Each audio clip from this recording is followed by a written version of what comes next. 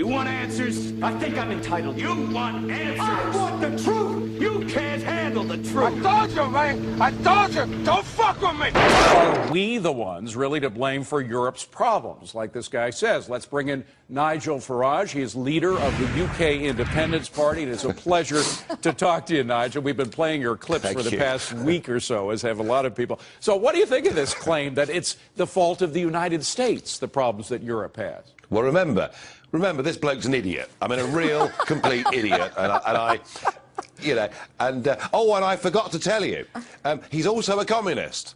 Because when he was a student, it's a twofer. He was actually a supporter.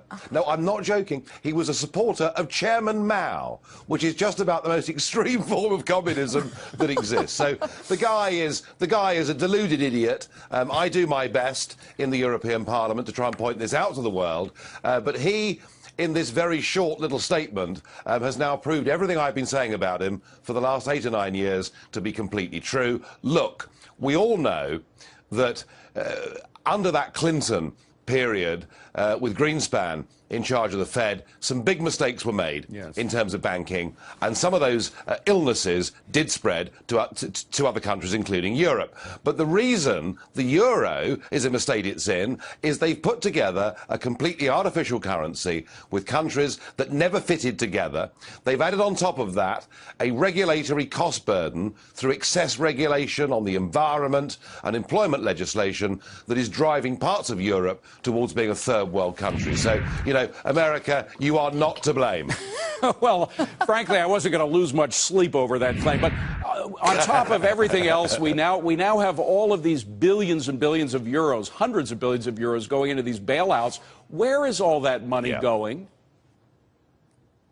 Well, what it's doing effectively is it kind of goes straight through the governments and straight back to the banks from the member states who've given the money in the first place. And it's very odd. I mean, in the case of Spain, the only buyers of Spanish bonds are Spanish banks.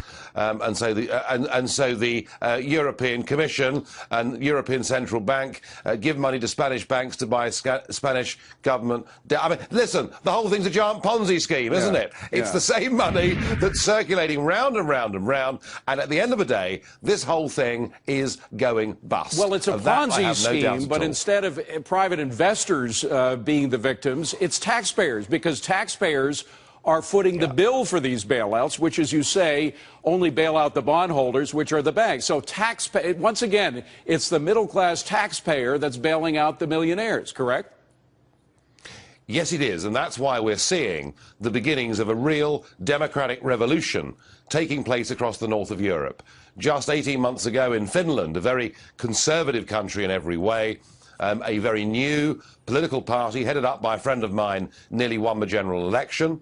We're seeing in the Netherlands, with elections coming up in September, over 50% of the parties there in the polls actually want to get out of the European Union, not just the Eurozone. In this country, we've seen my party, UKIP, overtake the Lib Dems in the polls and now posing a real challenge intellectually and in terms of votes as well to the Conservative government. There is big, big change taking place in Europe, and that is because we have been led effectively by a group of ex-communists to a total disaster. Well, at the very least, this sort of European socialism. By the way, we have a part of your Independence Party creed where you say, quote, "We believe in the minimum necessary government which defends individual freedom, supports those in real need, takes as little of our money as possible, and doesn't interfere in our lives." Basically, it sounds pretty libertarian. Is that a short description of what you are?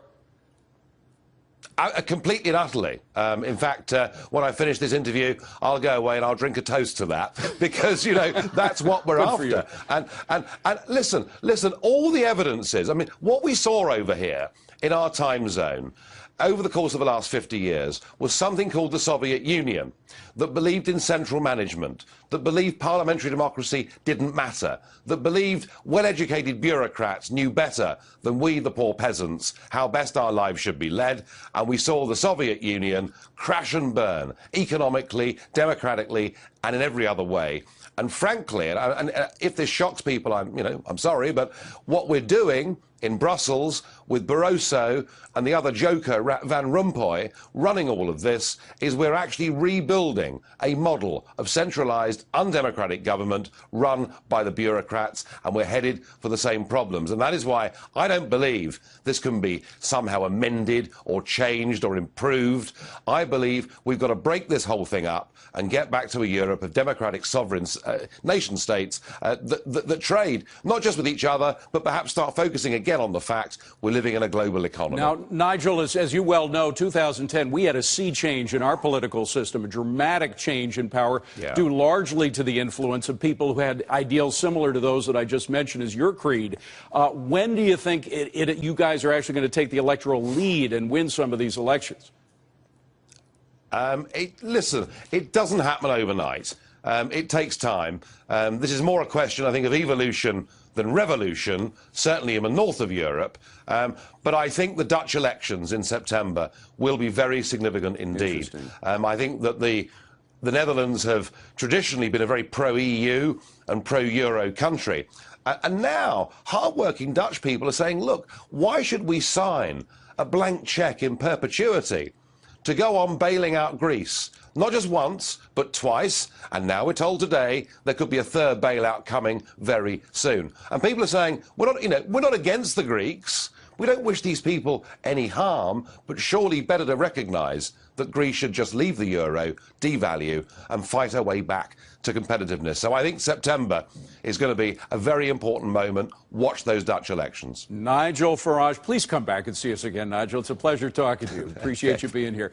The United Kingdom Independence Party leader. Appreciate it, Nigel.